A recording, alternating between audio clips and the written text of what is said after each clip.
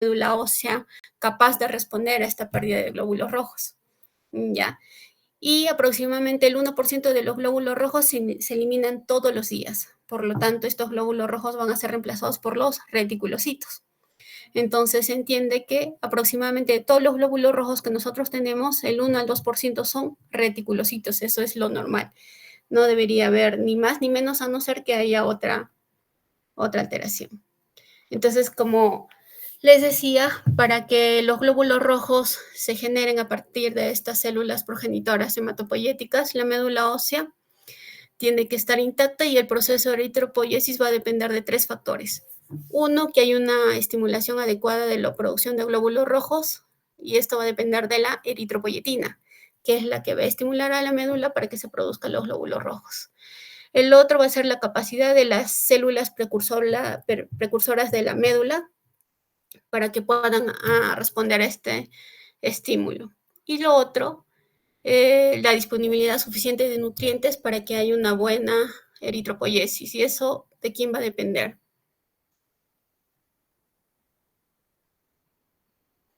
Te dice suficiente disponibilidad de nutrientes para una eritropoyesis eficaz. Para que haya... A ver. Puede ser hierro, vitamina B12, ácido fólico, vitamina C. Muy bien. Cobalto, peridoxina. Perfecto. Entonces, para que haya una buena eritropoyesis, se necesitan de estos nutrientes, ¿no? Entonces, vamos a depender de todos estos factores para que se realice la eritropoyesis.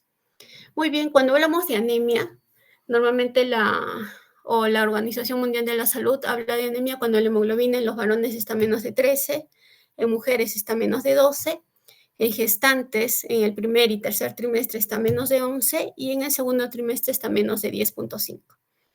Estamos hablando en adultos, ¿ya? Entonces, menos de esos valores vamos a hablar de anemia. Ahorita, más adelante, vamos a ver este cuadrito. Entonces, esto es un hemograma normal en un adulto, ¿no? En un varón la hemoglobina debería ser más de 13, en mujeres debería ser más de 12. Y el recuento de reticulocitos, glóbulos rojos, que son valores normales, que ustedes también lo tienen eso en los laboratorios, ¿no? Son los rangos normales. Entonces, los reticulocitos, aproximadamente en el 1 al 2% de todos los glóbulos rojos son reticulocitos, ¿no? Y cuando nosotros hablamos de valor absoluto, estamos hablando que de todos los glóbulos rojos, el 1 al 2% son reticulocitos. Y si hablamos de valor absoluto, ese 1 o 2% en valor absoluto va de 25.000 a 100.000 reticulocitos.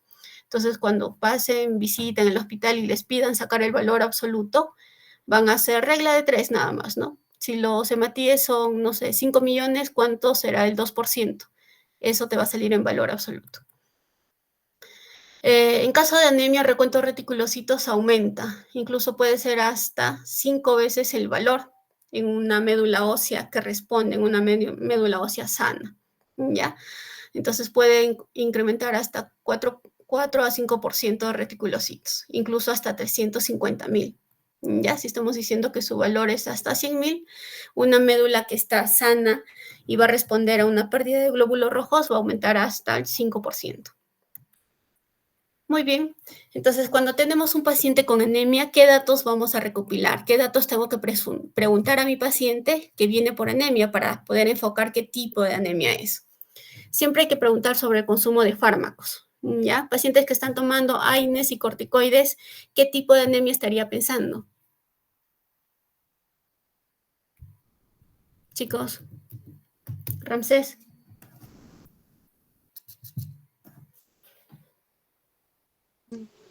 Una causa extrínseca podría ser, doctor.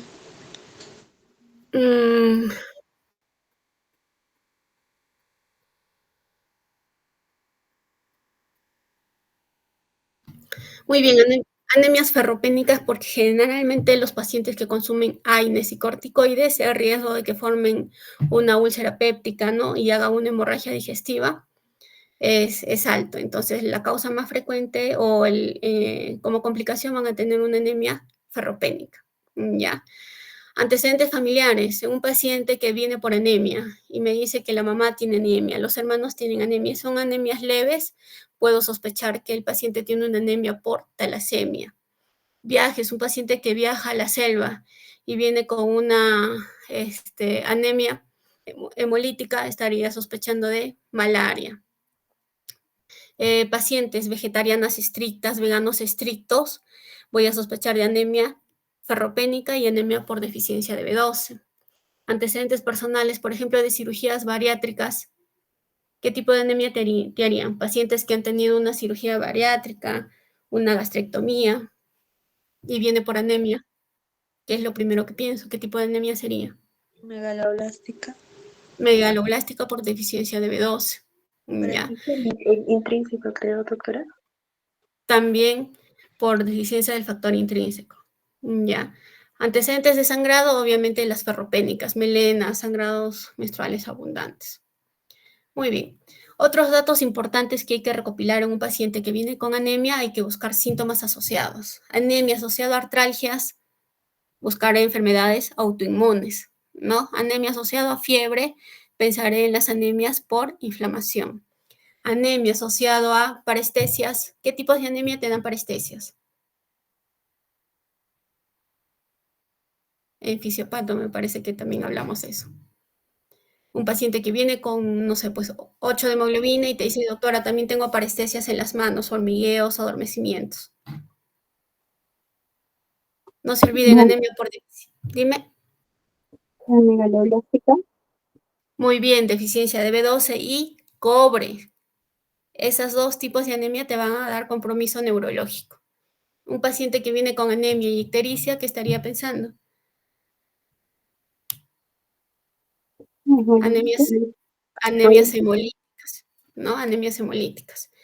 Incluso un paciente con anemia y ictericia estaría sospechando que el paciente es una anemia secundaria a una hepatopatía crónica o una cirrosis hepática también. Muy bien, los síntomas o hallazgos que sugieren una enfermedad renal. Un paciente que viene con anemia y tiene una depuración de creatinina menos de 15 o está en una enfermedad renal crónica estadio 5, lo más seguro que su anemia es por su enfermedad renal crónica. Una anemia en un paciente que tiene hepatoesplenomegalia, circulación colateral, ascitis, es una anemia por una cirrosis, por un hiperesplenismo, ¿no? Entonces sí es importante buscar datos en la historia clínica en un paciente, consumo de fármacos, antecedentes familiares, síntomas asociados, tipo de dieta, ¿no? Entonces igual vamos a preguntar siempre si hay sangrado menstrual en mujeres premenopáusicas con una anemia ferropénica, siempre tengo que preguntar sobre las menstruaciones, ¿no? Si son abundantes. Y en una mujer posmenopáusica que ya no menstrua y tiene una anemia ferropénica, ¿qué pensarían? Una anemia ferropénica en una mujer posmenopáusica.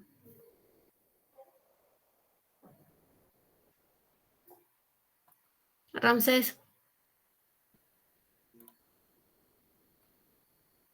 porque me acuerdo tu nombre, te voy a preguntar. Bien. Ramsés,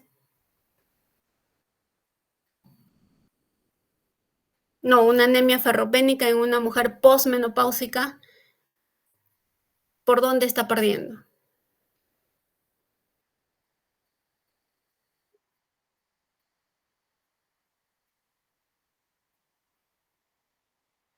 Ya, vamos a decir que la paciente no es ni vegetariana ni vegana estricta y consume, su aporte es adecuado de hierro y tiene anemia ferropénica. No es gastrectomizada.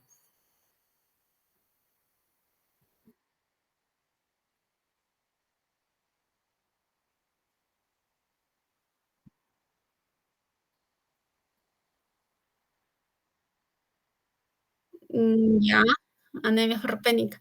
Lo otro, siempre pensar en tubo digestivo. Mujer posmenopáusica que ya no menstrua, piensen y está haciendo una anemia ferropénica, piensen que está perdiendo por tubo digestivo. Cáncer gástrico, cáncer de colon, angiodisplasias. Busquen tubo digestivo. Ya. Una cirugía que haya afectado la absorción de hierro, como la cirugía bariátrica, cáncer gastrointestinal. Ya. Preguntar sobre los síntomas de deficiencia de hierro. Tienen una anemia y la paciente tiene pica. ¿Qué es pica, Ramsés?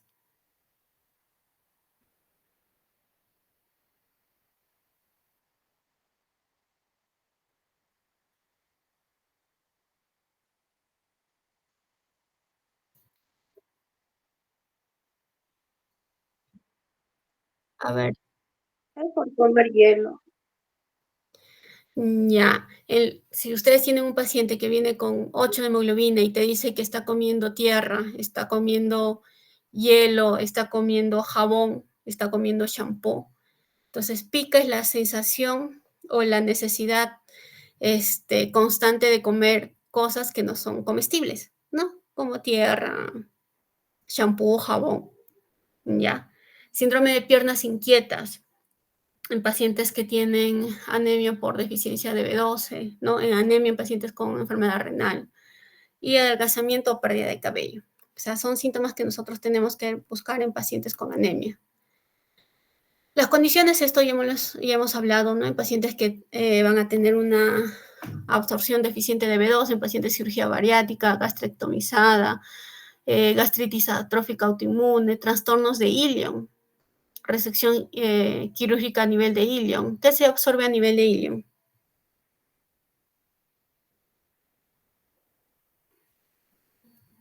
A ver, chicos, mi grupo de práctica en hemato. La B12, ¿no? Tenemos una paciente hospitalizada por una tuberculosis intestinal y su B12 está en 80. Entonces, a nivel de ilion, la TB te afecta básicamente a nivel de ilion. Entonces, justo en esa zona se absorbe la B12. ¿Ya? Entonces, son pacientes que tienen o tienen resección quirúrgica a nivel de ilion, y tienen anemia, sospecharé que es una anemia por deficiencia de B12. Historia de medicamentos que el paciente está usando, ¿no? AINES, aspirina, bifosfonatos, anticoagulantes para sospechar que el paciente de repente está con un sangrado gastrointestinal. Historia social, ¿no? Sí, vegana estricta, vegetariana estricta, consumo de alcohol. ¿Qué pasa con el consumo de alcohol? Inhibe o hace que no se absorba bien el ácido fólico. Entonces, los pacientes que consumen alcohol pueden tener anemia por deficiencia de folato. Ya. Entonces, ¿qué exámenes de laboratorio vamos a pedir? Un hemograma, como les explicaba a los chicos de práctica que llevamos en el hospital. En el hemograma no solo van a ver la hemoglobina, no solo van a ver el volumen corpuscular, tienen que ver los hematíes. ¿Ya? Un hemograma nos puede aportar muchos datos, incluso solo con el hemograma, antes de pedir tu ferritina, tu B12, tu ácido fólico, solo con el hemograma uno puede inclinarse y decir sí, puede ser una anemia ferropénica, una megaloblástica, ¿no? Solo con el hemograma.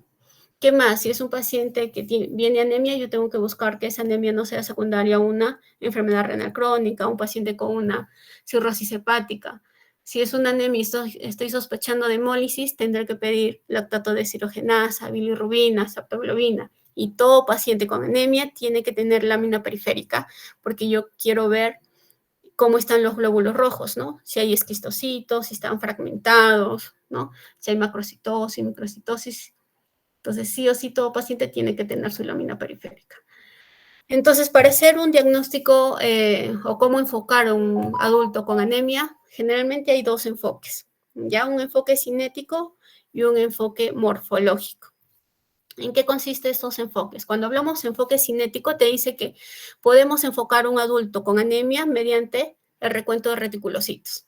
Y el otro enfoque morfológico es con el volumen corpuscular, que es el volumen promedio de todos los glóbulos rojos. Entonces, algunos te dicen que primero enfoques tu anemia viendo tus reticulocitos y luego vas a ver tu volumen corpuscular. Hay otros enfoques que solo se van a basar en el volumen corpuscular. En este caso vamos a hablar de los dos. Cuando enfocamos al adulto con anemia y vamos a enfocar con el recuento de reticulocitos, vamos a clasificarlo, ¿no? Los reticulocitos, si la médula está respondiendo o no, si está disminuido los reticulocitos o están aumentados, ¿ya? Entonces, para que haya una adecuada producción de reticulocitos, hemos dicho que se necesita sí o sí que la médula haya una adecuada cantidad de hierro, folato, B12 y cobre, ¿no? Así como un riñón que pueda producir eritropoyetina para que estimule a la médula ósea, ¿ya? Entonces, para la maduración del reticulocito, tanto del núcleo y del citoplasma, necesitamos hierro, ácido fólico, B12 y cobre. para que haya una maduración adecuada del núcleo, acuérdense, B12, ácido fólico y cobre. Y para que haya una adecuada maduración del citoplasma es el hierro, ¿ya? Del reticulocito. Muy bien. Entonces, si estamos diciendo el enfoque para enfocar a nuestro paciente adulto con anemia en base a la cantidad de reticulocitos, vamos a ver, o tenemos que sacar y saber las fórmulas, ¿no? El recuento absoluto de reticulocitos. Esto lo pueden sacar, como les decía, normalmente cuando nosotros pedimos el conteo de reticulocitos te dan en porcentaje, pero nosotros podemos sacar en valor absoluto haciendo regla de 3. Reticulocitos en porcentaje por el conteo total de los hematíes. ¿Ya? Entonces, con eso tenemos el valor absoluto. ¿Y el valor absoluto de cuánto a cuánto es? De 25.000 a 100.000. Eso es el valor absoluto. ¿Ya? El conteo de reticulocitos corregido por la hemoglobina y por el hematocrito. Reticulocitos es el porcentaje con el hematocrito del paciente entre 45, o si lo quieres hacer con la hemoglobina, el porcentaje de reticulocitos por la hemoglobina del paciente entre 15. Y el índice de producción de reticulocitos. Esa es una fórmula que también hay en calculadoras, ¿ya? El conteo de reticulocitos corregido, que está acá arriba, ya sea por el hematocrito o por la hemoglobina, entre el factor de maduración, que esto es un factor que ya está. Entonces, en las calculadoras lo podemos encontrar. Ahora vamos a ver un algoritmo de cómo usar este índice de producción de reticulocitos, pero no se olviden de estas fórmulas. Muy bien, entonces en enfoque cinético clasificamos a las anemias mediante el recuento de reticulocitos. Si los reticulocitos están disminuidos, hay una producción de glóbulos rojos disminuidos, vamos a pensar en deficiencias. Quiere decir que esa médula no está produciendo glóbulos rojos, no está respondiendo a una anemia. Si hay una anemia, la médula tiene que responder y producir más glóbulos rojos, ¿no? Más reticulocitos. Pero si esta anemia, esta médula no está respondiendo a esta anemia, es porque uno no tiene los nutrientes necesarios para que produzca más reticulocitos. Puede haber falta de hierro, B12 o deficiencia de ácido fólico. Si esta médula no está respondiendo a la anemia, quiere decir que no tiene un estímulo adecuado, no hay eritropoyetina. El paciente de repente tiene enfermedad renal crónica. Si esta médula no responde a la anemia, ya no es por falta de eritropoyetina, no es porque tenga deficiente los nutrientes, sino porque de repente es una anemia plásica. Es una anemia secundaria a infiltración por neoplasias en la médula ósea. Es una anemia secundaria a infecciones, por ejemplo, la tuberculosis. Cuando es una tuberculosis diseminada, la tuberculosis va a infiltrar a la médula ósea. Entonces vas a tener una anemia, en este caso con reticulocitos disminuidos, porque no está produciendo. Entonces puede ser por infecciones, infiltración de neoplasias en la médula, ¿no? Entonces, estas tres causas que les pongo acá son las más frecuentes de glóbulos rojos, reticulocitos disminuidos. Una anemia con reticulocitos disminuidos, ¿ya? Ahora los vamos a ver en algoritmos. Cuando es una anemia y mi paciente, la médula está respondiendo y los reticulocitos están aumentados, lo primero que pienso es en hemólisis, ¿no? La médula está bien, está produciendo en exceso los reticulocitos porque hay una anemia, entonces voy a pensar en hemólisis. Cuando pienso en hemólisis, siempre hablamos de efectos intrínsecos y extrínsecos. Cuando hablamos intrínsecos, quiere decir que el problema es del glóbulo rojo. Hay destrucción del glóbulo rojo, ¿por qué? O hay un defecto en su membrana, estamos hablando de esferocitosis, o hay un defecto en las hemoglobinas, estamos hablando de anemia de células falciformes, hay un defecto en la enzima del glóbulo rojo, estamos hablando de deficiencia de glucosa 6-fosfato deshidrogenasa, ¿no? Y cuando es hemólisis por efectos extrínsecos al glóbulo rojo, el problema no es el glóbulo rojo, pero se está destruyendo, vamos a pensar como primera causa las anemias hemolíticas autoinmunes, ¿no? Por presencia de anticuerpos que destruyen, se unen al glóbulo rojo y son destruidos. Ya el problema no es el glóbulo rojo, sino hay anticuerpos, es una anemia hemolítica autoinmune. Las otras son las anemias microangiopáticas, que son glóbulos rojos que son dañados o son fragmentados por destruidos por ejemplo, los pacientes que tienen válvulas protésicas cardíacas, ¿ya? La hemólisis microangiopática, ahora vamos a ver casos clínicos, una púrpura trombocitopénica trombótica primaria, autoinmune. Daño inmunológico, lo que les decía, por presencia de anticuerpos. Y glóbulos rojos destruidos por infecciones como la malaria. O el hiperesplenismo, un paciente cirrótico que tiene una esplenomegalia, va a producir ligera hemólisis porque los glóbulos rojos van a empezar a destruirse en ese vaso. Entonces, los cirróticos tienden a hacer una anemia hemolítica, pero mínima, pequeña. ¿Ya? Muy bien. El otro enfoque es en base al volumen corpuscular, que eso la mayoría de ustedes ya lo conocen, ¿no? Cuando el volumen corpuscular es menos de 80, estamos hablando de una anemia microcítica. La causa más frecuente de anemia microcítica es la deficiencia de hierro. En segundo lugar está la talasemia y luego está la enfermedad inflamatoria o enfermedad por enfermedad crónica, ¿no? Entonces, en estos casos, cuando hablamos un enfoque morfológico en base al volumen corpuscular, sirve más cuando es muy chiquito o muy grande. Ahí nos sirve más enfocar la anemia con el volumen corpuscular. Ya. Macrocitosis, estamos hablando de glóbulos rojos con un volumen corpuscular más de 100.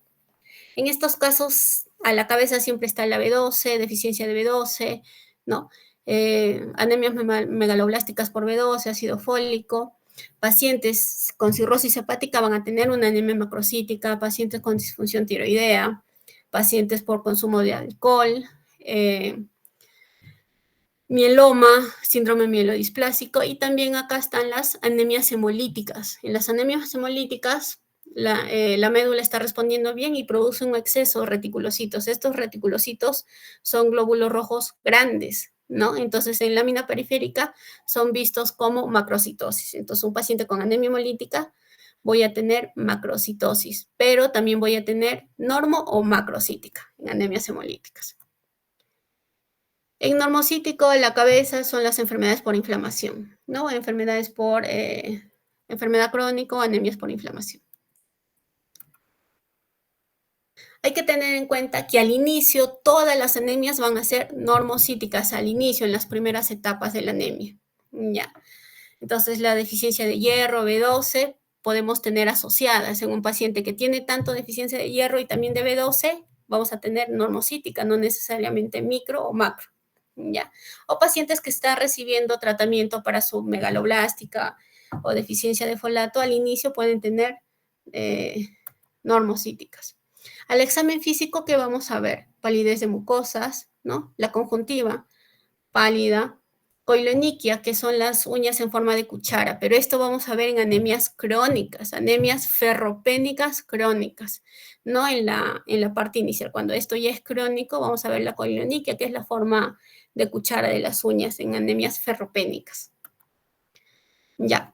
En las anemias por inflamación, por ejemplo, en pacientes con enfermedades autoinmunes, artritis reumatoides, normocítica, normocrómica, ¿cuál es el mecanismo? ¿Cuál sería la fisiopatología?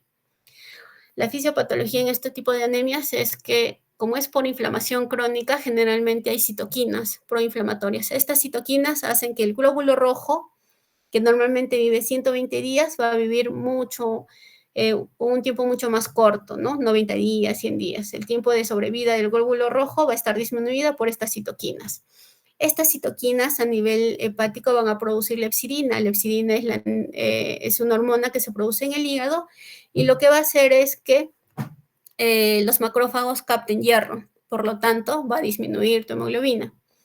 Y también altera la producción de eritropoyetina, estas citoquinas. Entonces es un mecanismo de anemia en las enfermedades por inflamación. ¿Ya? Esto es un algoritmo, pero esto lo vamos a ver mejor acá. Siguen viendo mi pantalla, ¿no? Sí, doctora.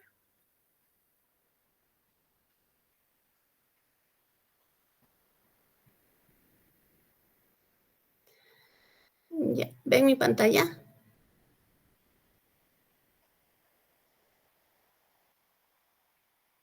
Sí, doctora. Ay, caramba.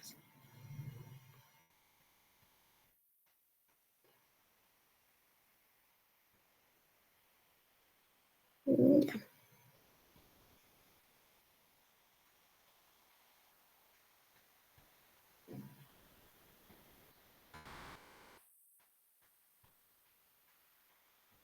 Ya, muy bien.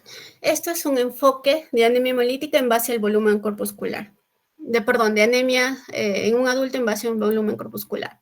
Si ustedes ven acá, paciente con anemia, si es un varón tendrá menos de 13, si es una mujer menos de 2, si es una gestante menos de 11. Vemos el volumen corpuscular y la lámina periférica. Cuando vemos el volumen corpuscular, si es microcítica, nos vamos por acá. ¿Qué estamos pensando? La causa más frecuente, anemia por deficiencia de hierro.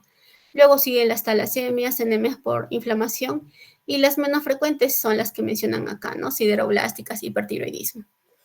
Cuando tenemos un paciente con una anemia microcítica y estoy sospechando que es una talasemia, ¿qué encontraría en el hemograma? La talasemia y la ferropénica generalmente son similares, pero la diferencia es que en una anemia por talasemia el volumen corpuscular es muy chiquitito, 50, 55, y la hemoglobina va a ser más de 10. Entonces tú vas a tener un hemograma con hemoglobina de 11 y el volumen corpuscular muy pequeñito, 55, tú sospecharás de talasemia. Si los hematíes están normales o aumentados, lo más probable es que sea una talasemia, a diferencia de una anemia ferropénica. En una anemia ferropénica, tu volumen corpuscular va a ser chiquitito, pero tu hemoglobina ya va a estar menos de 10, va a estar a 8, 9, y tus hematíes van a estar disminuidos. Entonces, eso es la diferencia solo en el hemograma para poder nosotros orientar si ese hemograma es por talasemia o es por una anemia ferropénica, porque las dos están dentro del grupo de las microcíticas, ¿ya? Pero acuérdense, la talasemia, el volumen es chiquitito, ¿no? El volumen corpuscular es bien pequeñito, pero con la hemoglobina más de 10. En cambio, la deficiencia de hierro, para que la hemoglobina esté 8, 9, el volumen ya está más chiquito. Generalmente vas a encontrar volumen chiquito y hemoglobina menos de 10. En cambio, la talasemia es diferente. ¿Ya? En la anemia por inflamación, generalmente el volumen sí también puede ser microcítica, pero casi nunca te da menos de 70, un volumen corpuscular menos de 70. Si tú tienes una anemia microcítica con un volumen corpuscular menos de 70, descartas o alejas la posibilidad de que sea una anemia por inflamación, porque la anemia por inflamación sí te puede dar microcítica, pero difícilmente va a ser menos de 70. ¿Ya? Muy bien, entonces si tu anemia microcítica es menos de 80, las primeras causas estás sospechando que sea una anemia ferropénica, ¿qué es lo que vas a pedir? Ferritina, saturación de transferrina y el hierro sérico. Si estos están bajos, ¿no? Son indicadores de índices de hierro están negativos, vamos a poner que no están negativos. Si no está negativo, aquí es que está positivo, es una anemia por deficiencia de hierro. Pero si estos están negativos, tu ferritina está normal, tu hierro sérico está normal, ¿qué te dice? Considerar una electroforesis. ¿Por qué? Pues porque estás sospechando en talasemia, que son las causas más frecuentes. ¿Ya? ¿Hasta ahí se entendió? Sí, Chicos, doctora. ya. Marian,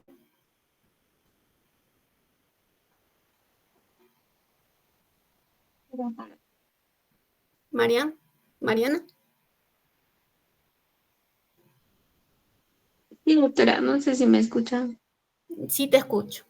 ¿Me puedes decir las diferencias o cómo tú podrías diferenciar un hemograma a un paciente con anemia ferropénica y talasemia? Porque las dos son microcíticas.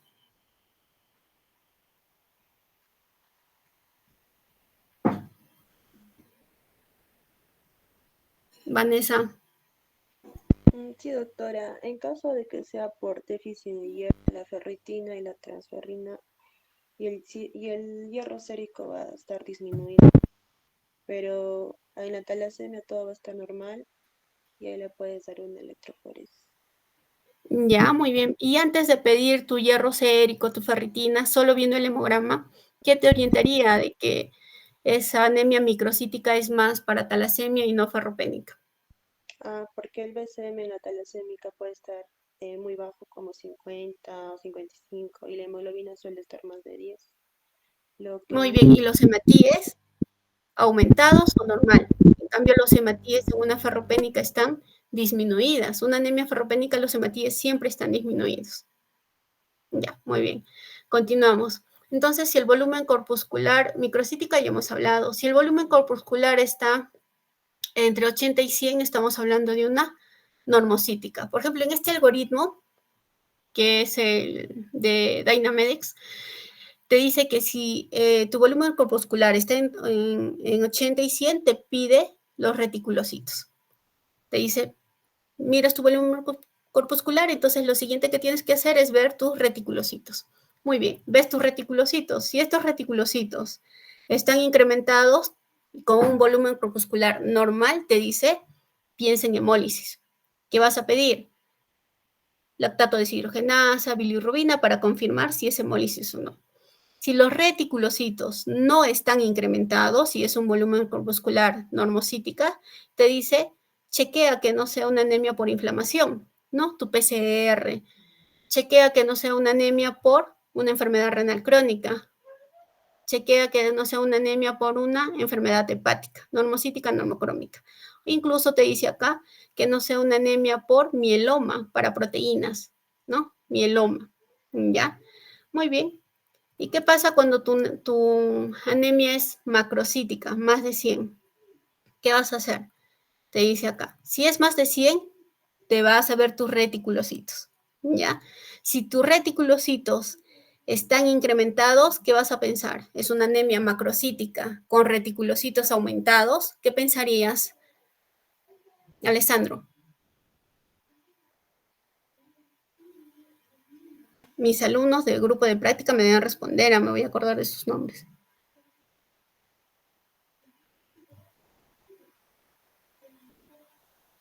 Frank.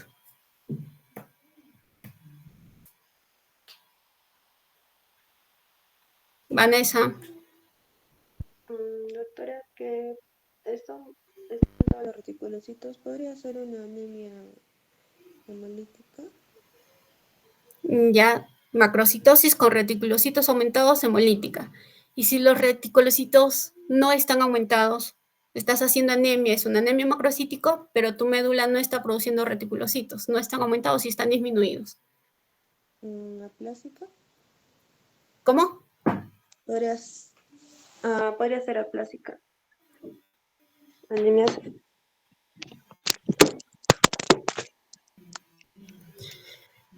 Si es una anemia macrocítica con reticulocitos disminuidos, quiere decir que esa médula no está produciendo reticulocitos. Puedo pensar que no tiene los nutrientes suficientes para que produzca más glóbulos rojos. Entonces voy a pensar en anemia por deficiencia de B12. Voy a pensar en anemia por deficiencia de folato, ¿no? Y te dice, muy bien, piensa, es una anemia macrocítica con reticulocitos disminuidos. Muy bien, piensa en deficiencia de B12 o folato.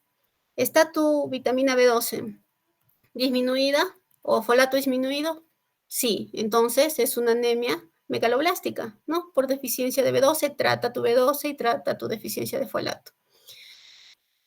¿Qué pasaría si es una anemia macrocítica, reticulocitos disminuidos, pero la B12 y folato no están disminuidos? Te dice, pide lámina periférica. Muy bien, ya pediste lámina periférica y te dice acá, ¿cómo está tu lámina periférica? Hay megaloblast. En la lámina periférica ves megaloblástica, te dice considerar una anemia inducida por drogas, anemia megaloblástica inducida por drogas o deficiencia de cobre, ¿ya? Ay, ¿y qué pasaría si en tu lámina periférica no hay deficiencia de cobre? Te dice, no hay megaloblástica. Entonces te dice, piensa en cirrosis, pide estudio de hígados, en un hipotiroidismo, endocrinopatías, ¿no? ¿Se entendió este algoritmo?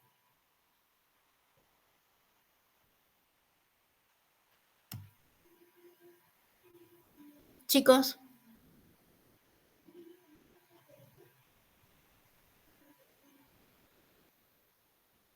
Sí, doctora. Ramsés.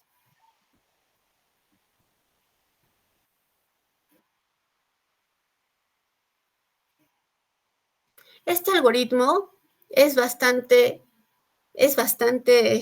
didáctico porque es en base al volumen corpuscular y también en base a los reticulocitos. O sea, con los dos mecanismos que uno tiene que enfocar a un paciente con anemia están acá, están en este algoritmo. Hay varios algoritmos que solo usan volumen corpuscular o solo usan reticulocitos, pero este algoritmo te usa los dos y te enfoca mucho mejor. Entonces, yo creo que está bastante sencillo. Si hasta acá no tienen dudas, entiendo que han comprendido.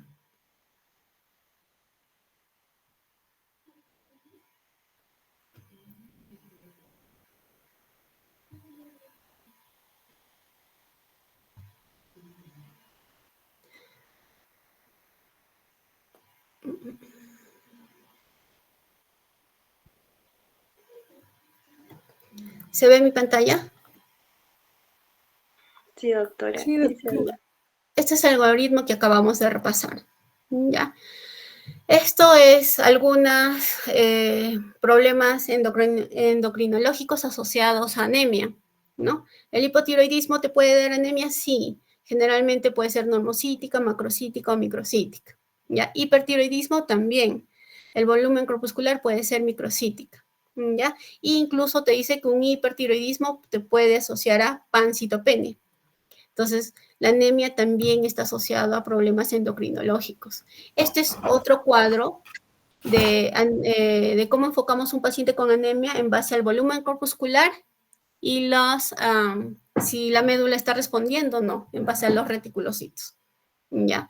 Por ejemplo, una anemia hemolítica autoinmune, hemos dicho, puede ser con volumen corpuscular normal o macrocítica. ¿Ya? Los glóbulos blancos no van a estar alterados en una anemia hemolítica, pero sí puedo tener una anemia hemolítica autoinmune con plaquetas bajas y estoy hablando de un síndrome de Evans. Una anemia hemolítica autoinmune más plaquetopenia es un síndrome de Evans. Una anemia hemolítica no inmune más plaquetopenia es una anemia microangiopática. No se olviden de eso. Puedo tener un paciente con hiperesplenismo, por ejemplo, cirróticos, el volumen corpuscular va a estar normal, los glóbulos rojos van a estar disminuidos y las plaquetas van a estar disminuidas. ¿Por qué? Porque un paciente cirrótico por hiperesplenismo voy a tener leucopenia, aparte de la anemia voy a tener leucopenia y voy a tener trombocitopenia. Y mi médula sí está respondiendo porque es hiperproliferativo, los reticulocitos están aumentados. Ramsés.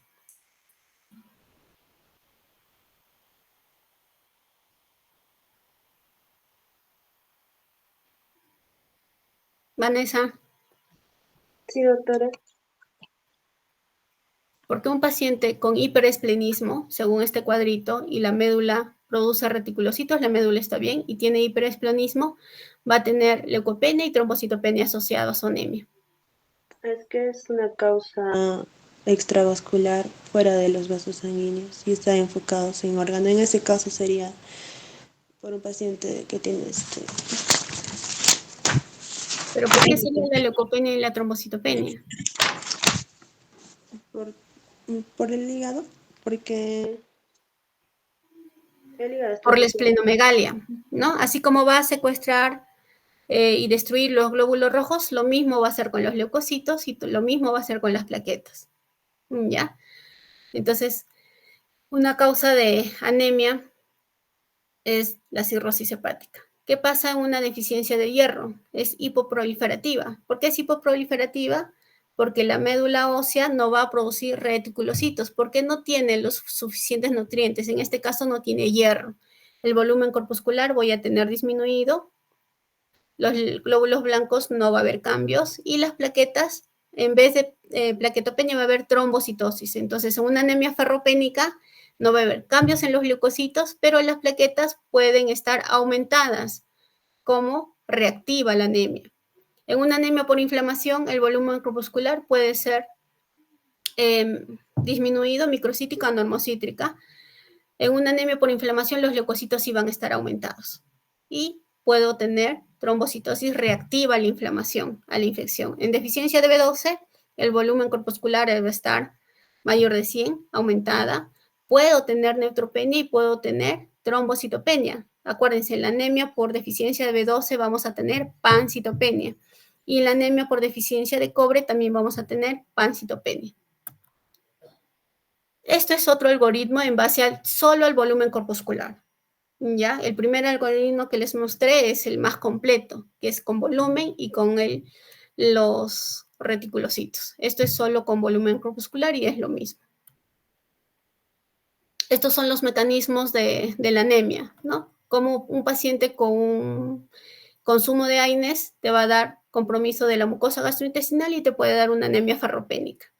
Un paciente con deficiencia de B12 que está tomando omeprazol, bloqueadores de los receptores de H2, ranitidina o antiácidos, va a hacer que el pH aumente. Un pH elevado alcalino va a hacer que no se absorba la vitamina B12. Entonces, por eso no es bueno que los pacientes usen de forma crónica omeprazol o antiácidos, ¿no? Igualito, la metformina hace que no se absorbe la vitamina B12, entonces por eso es importante siempre preguntar fármacos. El metrotexate altera el metabolismo del folato, interfiere con el metabolismo del folato, entonces el paciente puede hacer anemia por deficiencia de folato en los pacientes que consumen metrotexate. Y esto es otro cuadrito también en base al volumen corpuscular, ¿ya? Cómo estará el volumen corpuscular y cómo están los reticulocitos. Miren, con volumen corpuscular y reticulocitos, ¿ya? Entonces, un paciente con anemia microcítica, con reticulocitos disminuidos, ¿qué voy a pensar? Que la médula no tiene los suficientes nutrientes para producir los reticulocitos. Entonces, voy a pensar que no hay hierro. Pero una anemia microcítica con reticulocitos aumentados, talasemia. ¿Ves? Una anemia macrocítica con reticulocitos disminuidos, no hay nutrientes, pero es macrocítica, B12, ácido fólico, síndrome mielodisplásico, enfermedad hepática. Una anemia macrocítica con reticulocitos incrementados, hemólisis. Este cuadro también está bastante didáctico. Esto es otro cuadro solo en base a los reticulocitos. Tienes un paciente con anemia y vas a ver el conteo de reticulocitos. Para eso usamos la fórmula del índice reticulocitario que al inicio les mostré. Es una fórmula. Si tu índice reticulocitario te sale menos de 2.5, vas a ver el tamaño de los glóbulos rojos. Si tu tamaño de tus glóbulos rojos son normocíticas, hipoproliferativas. ¿Ya?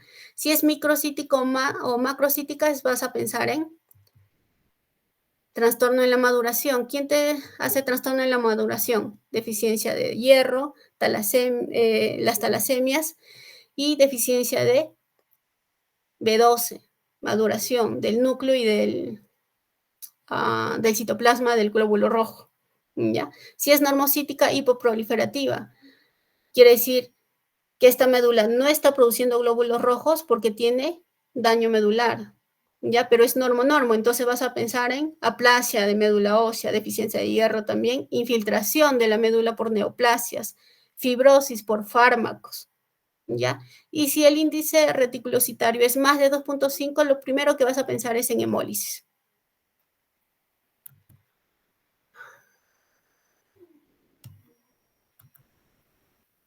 Datos importantes para que no olviden. Se ve mi pantalla, ¿no? Vanessa.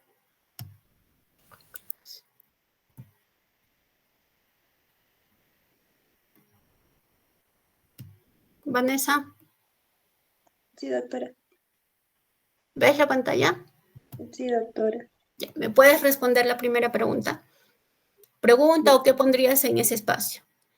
El recuento de eritrocitos también suele ser paralelo a la hemoglobina, ¿no? Los glóbulos rojos, los eritrocitos bajan y la hemoglobina baja. Es lo normal. Pero ¿en qué casos habría una excepción? O sea, cuando hay una anemia, baja la hemoglobina, baja el hematocrito y también bajan los hematíes, los glóbulos rojos. Pero ¿en qué casos habría una excepción?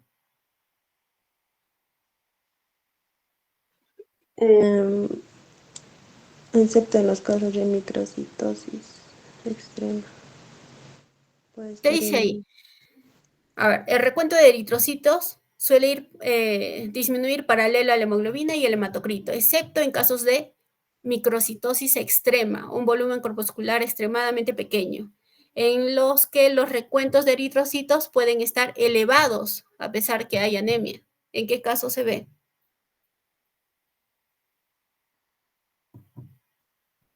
Eso acabamos de hablar. Doctora, Entonces, ¿en las talasemias? muy bien. ¿Quién me respondió eso?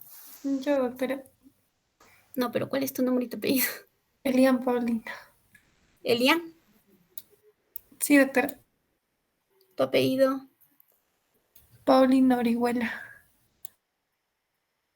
Muy bien, Elian. La talasemia. Hemos dicho que en la talasemia vas a encontrar la hemoglobina disminuida, el volumen corpuscular disminuido, una microcitosis extremadamente pequeñita, pero los hematíes van a estar aumentados. Por eso que los parámetros para hablar de anemia es solo hemoglobina y hematocrito. Los hematíes podrían ir de la mano, nos podrían ayudar, pero no nos sirven cuando hay una talasemia.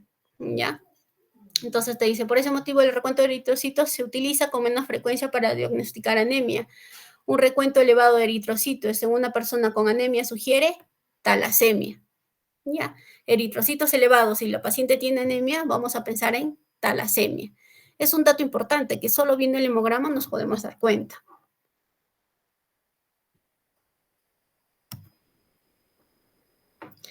Lo otro, cuando hay hemólisis intramedular dentro de la médula ósea debido a una eritropoiesis ineficaz, quiere decir que no hay una producción de reticulocitos adecuada. Esto vamos a ver en deficiencia de vitamina B12. Entonces, esta médula, porque no hay un nutriente como la B12, no va a poder producir los reticulocitos. Y entonces va a haber una hemólisis intramedular, te dice. ¿Y qué vas a ver en estos pacientes con anemia por deficiencia de B12? Pueden tener elevación de bilirrubina y lactato deshidrogenasa, ¿no? Entonces puede simular una anemia hemolítica. Una deficiencia de vitamina B12 podría simular una anemia hemolítica porque te va a elevar bilirrubinas y también lactato deshidrogenasa. Pero la hemólisis es dentro de la médula porque no hay un nutriente adecuado para que se sigan formando los reticulocitos. Pero ¿cuál va a ser la diferencia? A ver quién me dice. ¿Cuál sería la diferencia si les acabo de decir que una anemia por deficiencia B12 me puede dar hemólisis y una anemia hemolítica también? Pero ¿cuál sería la diferencia una de la otra? La anemia por deficiencia B12 me da hemólisis. Y la anemia hemolítica también. En las dos voy a tener bilirrubinas altas, lactato deshidrogenasa alta. Pero ¿cuál va a ser la diferencia? que no va a haber problema dentro de la médula en caso de la hemolítica. Ya el problema no es en la médula. ¿Cómo estarían los reticulocitos en la anemia hemolítica? Aumentados, ¿Y cómo estarían los reticulocitos en una anemia por deficiencia de B12? disminuidos, porque la primera opción es nutrientes. Perfecto. Entonces, ¿cuál es tu apellido? Rojas Murillo, doctor. Muy bien. Entonces, acá el problema o la diferencia serían los reticulocitos. En una anemia hemolítica, la destrucción es fuera de la médula. Entonces, si la médula está bien, va a producir reticulocitos en gran cantidad. Entonces, los reticulocitos en una anemia hemolítica estarían aumentados. En una anemia por deficiencia de B12, que mi paciente puede estar ictérico, la lactato deshidrogenasa estar elevado, y voy a sospechar en una anemia hemolítica. Pero ¿cuál sería la diferencia? Los reticulocitos. Porque una anemia por deficiencia de B12, como no hay B12, no se van a poder formar los reticulocitos. ¿Ya? Eso es un dato importante. Lo otro, hemos dicho que en una anemia microcítica, las más frecuentes, talasemia y ferropénica. Esta es una fórmula que les va a ayudar a ustedes, solo viendo el hemograma, poder diferenciar entre una anemia microcítica si es por talasemia o si es ferropénica. Te dice que ahí es la relación entre el volumen corpuscular divididas entre la cantidad de glóbulos rojos.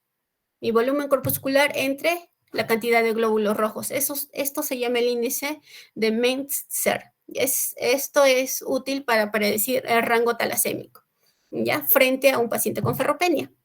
Entonces, si el volumen corpuscular entre el recuento de glóbulos rojos es menos de 13, probablemente sea una talasemia, ¿ya? Es más probable que sea la talasemia es más probable que sea más que una ferropénica. ¿Se entendió? Vamos a dividir el volumen corpuscular entre los hematíes y esos dos datos lo tenemos en el hemograma. Entonces dividimos. Si es menos de 13, lo más probable es que sea una talasemia. Si es más de 13, lo más probable es que sea una ferropénica. ¿Se entendió? Sí, doctora.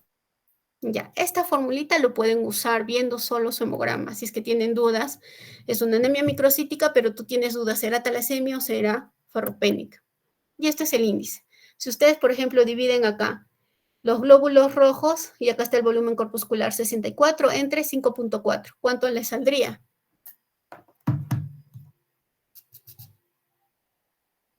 A ver, 12, chicos, doctora. O 12. Y 11.8. hemos dicho que si es menos de 13 sería una Talasemia, doctora. talasemia.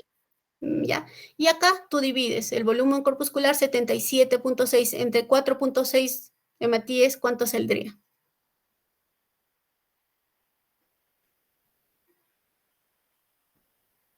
16, doctora. Entonces es una ferropénica. Ferropénica. Ajá, solo viendo el hemograma, chicos, solo viendo, acá no hemos pedido ni ferritina, ni hierro sérico, ni saturación de transferrina. Solo viendo el hemograma nosotros podemos identificar o orientarnos si esa anemia microcítica es ferropénica o talasémica. ¿Se entendió? Sí, Sí, doctora. doctora. Ya. Esto es ya lo último. Y luego es casos clínicos que es mucho más didáctico. Cuando hablamos de hemólisis, no hay que olvidarnos de la anemia hemolítica no inmune.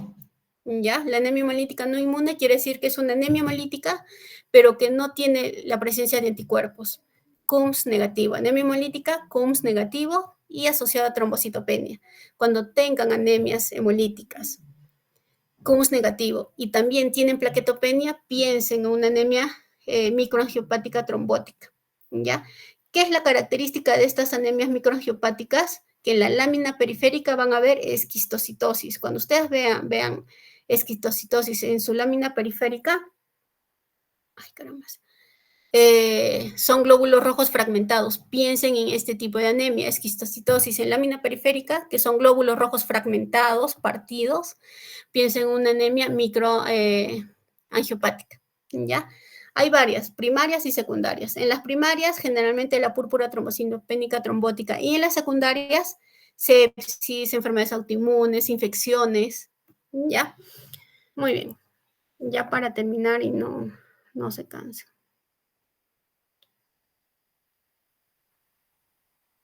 ¿Se ve mi pantalla? Sí, doctora. Vamos a ponerlo más acá. Ya. Muy bien. Este es un caso clínico.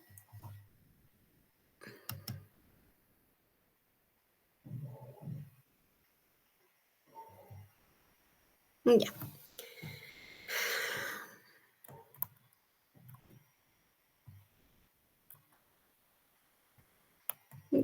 Este es un caso clínico de un paciente varón, tiene 59 años, que viene a la emergencia por fatiga y cefalea, ¿ya? Que esto ha empeorado en las últimas 3 semanas.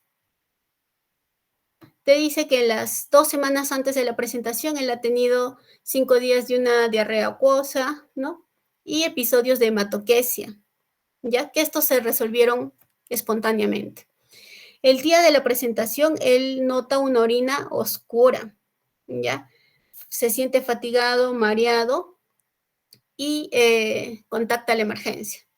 Mientras está discutiendo sus síntomas con las personas que lo atienden, él siente de forma súbita un lenguaje poco fluido, ¿ya? Pero esto se recobra dentro de los 5 minutos. Él dice que no ha tenido fiebre, ni escalofríos, ni contactos de familiares que han estado enfermos. Entonces tiene 3 semanas, fatiga, cefalea, Los últimos días, una orina oscura, se siente más fatigado, más mareado y tiene un antecedente de hematoquesia. Y justo cuando lo están atendiendo, presenta como que súbitamente su pérdida, su habla ya no es tan fluida, pero eso se recupera rápido. Muy bien. Ahorita solo estamos en anamnesis.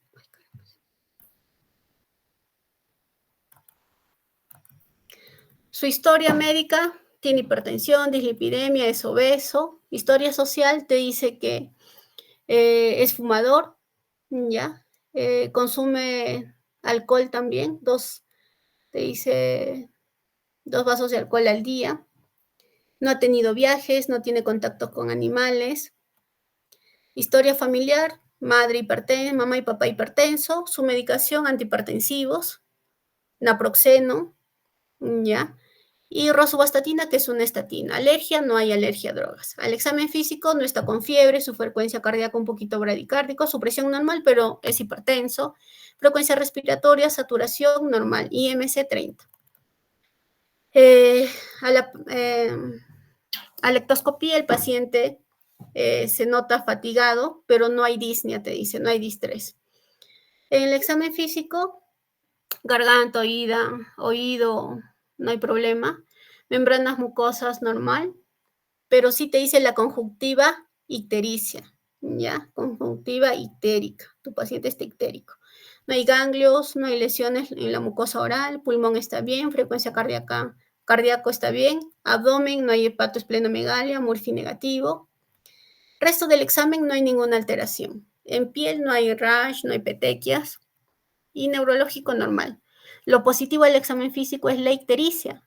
Viene 3 semanas fatiga, cansancio, hematoquesia, ictericia y durante el interrogatorio el paciente tuvo como una disartria, ¿no? Una pérdida fluida del habla, pero que se recupera rápido. Los exámenes de laboratorio. A ver, Elian, ¿qué te parece su hemograma?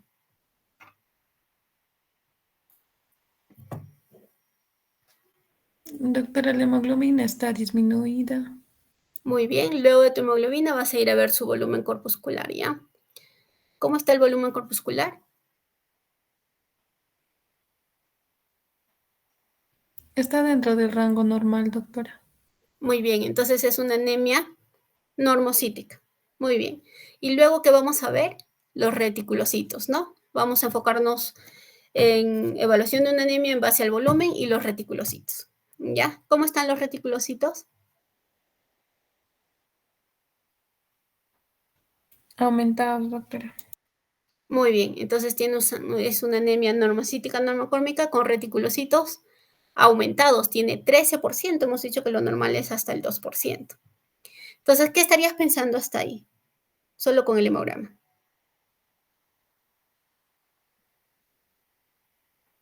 Está ictérico. Una anemia hemolítica. Muy bien, entonces, ¿qué pedirías para confirmar si es una anemia hemolítica? Ya tienes reticulocitos aumentados, tienes anemia, ¿qué pedirías?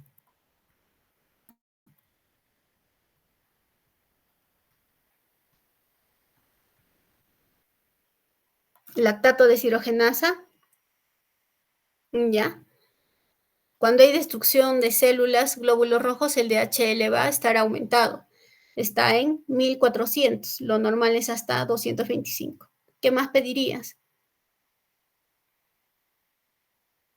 Aptoglobina va a estar disminuido, ¿ya? ¿Qué más pedirían? Bilirrubinas y probablemente estén aumentadas. Entonces, hasta aquí, ¿qué tipo de anemia es? Reticulocitos aumentados, DHL incrementado, aptoglobina disminuida y la bilirrubina total en 3.7 está aumentada a predominio directo. ¿Qué sería hasta acá? Una hemolítica, doctora. Una anemia hemolítica, ¿no? Entonces, hasta acá, reticulocitos aumentados, estaría pensando en una anemia hemolítica. Muy bien. Le pides tu lámina periférica, hemos dicho, todo paciente con anemia, lámina periférica. ¿Qué ven ahí? ¿Qué señala la flechita? Es un glóbulo rojo partido, fragmentado. Eso se llama esquistocitosis, es un esquistocito. No se olviden, cuando vean esquistocitos son glóbulos rojos partidos, fragmentados. Es una anemia hemolítica con esquistocitos. Entonces, ¿qué pensarían? Lo que les dije al final, que nunca se olviden cuando vean esquistocitosis en su lámina periférica y un paciente con anemia hemolítica y glóbulos rojos fragmentados. Una anemia microangiopática trombótica, doctora. Muy bien, una anemia microangiopática. No se olviden, vean, cuando ven esquistocitos, piensen en anemia microangiopática. Es una anemia hemolítica con esquistocitos. Muy bien. Es una microangiopatía trombótica. ¿Ya? Ahí están los esquistocitos, ¿ven? Glóbulos rojos fragmentados, fragmentados. Las causas son múltiples. Una púrpura trombocitopénica trombótica, puede ser una sepsis, coagulación intravascular diseminada, pacientes que tienen válvulas mecánicas que pueden esto destruir o fragmentar los glóbulos rojos, primarias y las secundarias. Infección, cáncer, hipertensión, sepsis. ¿Ya? Muy bien, esto lo vamos a hacer rapidito.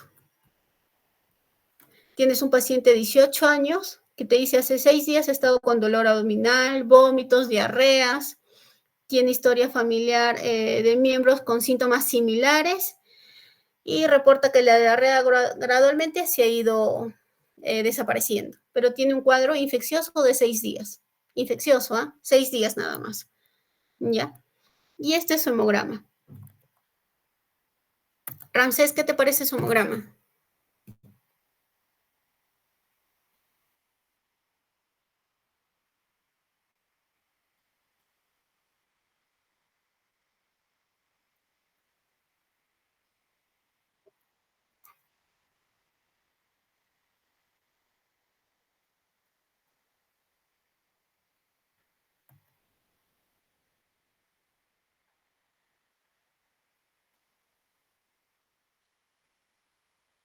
¿Qué tipo de anemia sería?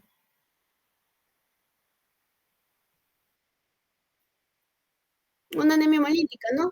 Tus bilirrubinas están altas, DHL alto, aptoglobina menos de 5, ahí nos faltan los reticulocitos.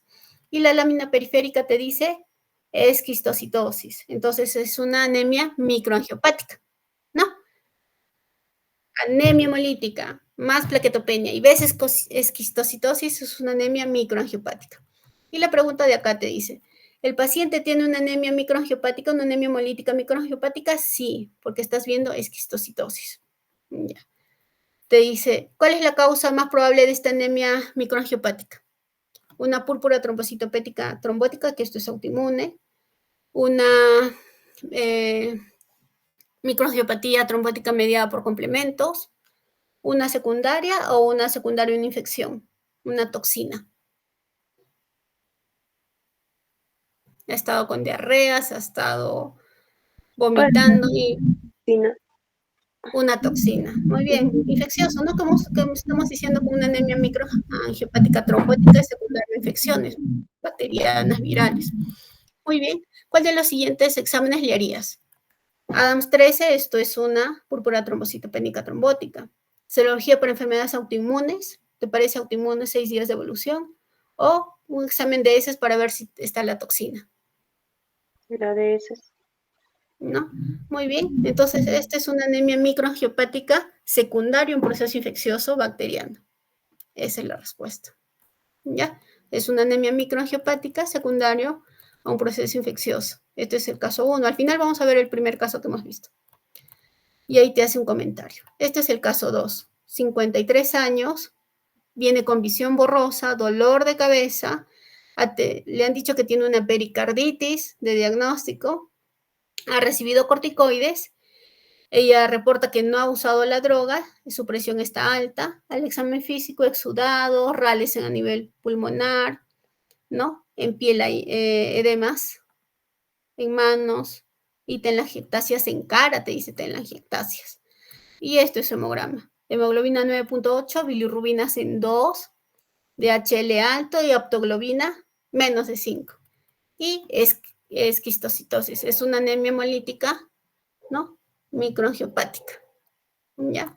Muy bien, pero en este caso, ¿cuál sería la causa de esta señora? Es una anemia hemolítica microangiopática porque hay esquistocitos. La causa más probable,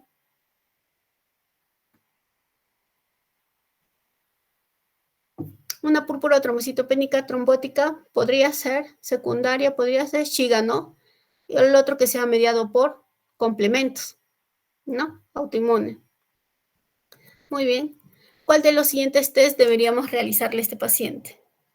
Si estoy pensando en mediados por complemento, acá. ¿Ya? Ay, perdón, serología por enfermedades autoinmunes porque tiene pericarditis, ¿no? Pericarditis, tiene edemas, tiene rash malar, entonces quieres descartar que no sea una enfermedad autoinmune. Es una anemia hemolítica secundaria a una enfermedad autoinmune. Es una anemia microangiopática por una enfermedad autoinmune probablemente. ¿Ya? Bien, el caso de nuestro paciente, ya después, estos son más casos. De nuestro paciente, ¿qué sería?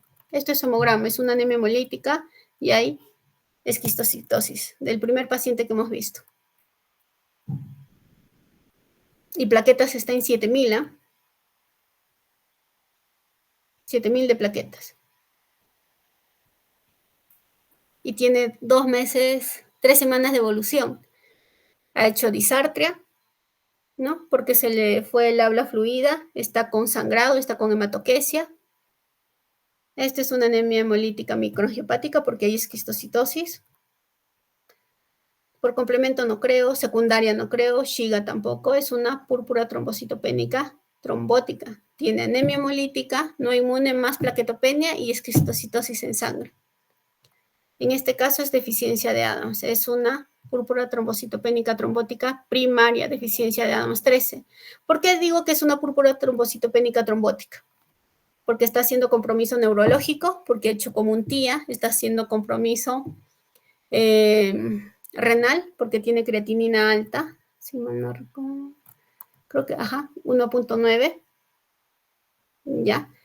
Entonces, cuando hay compromiso de 3 órganos, pensamos en púrpura trombocitopénica trombótica.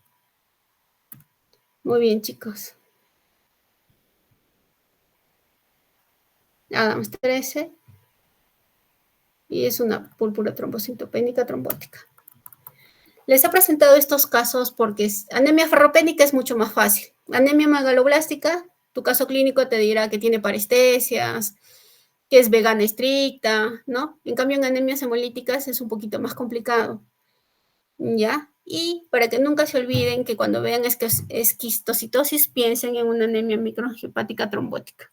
¿Alguna pregunta hasta aquí?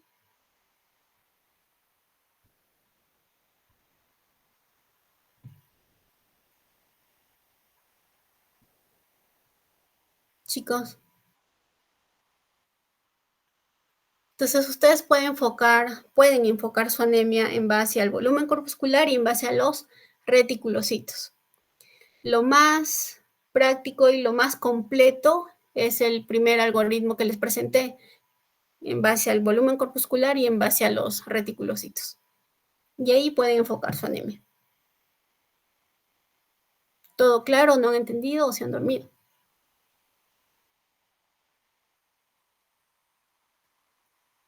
A los PPT sí te puedo pasar.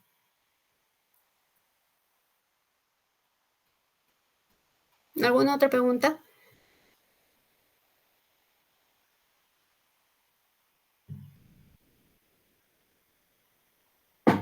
Chicos.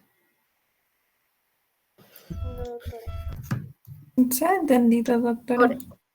Ya, espero que hayan entendido. Por eso yo prefería presencial, pero entiendo que algunos de ustedes no pueden. Entonces, ya no, creo que ya sus otras teorías son con sus otros docentes y a mi grupo de práctica sí o sí les voy a exigir que sepan y que practiquen. Creo que ellos ninguno ha intervenido. Ya, chicos, ya nos estamos viendo. Te paso las diapositivas, Ramsés. Ya, chicos, Gracias, buenas doctora. noches.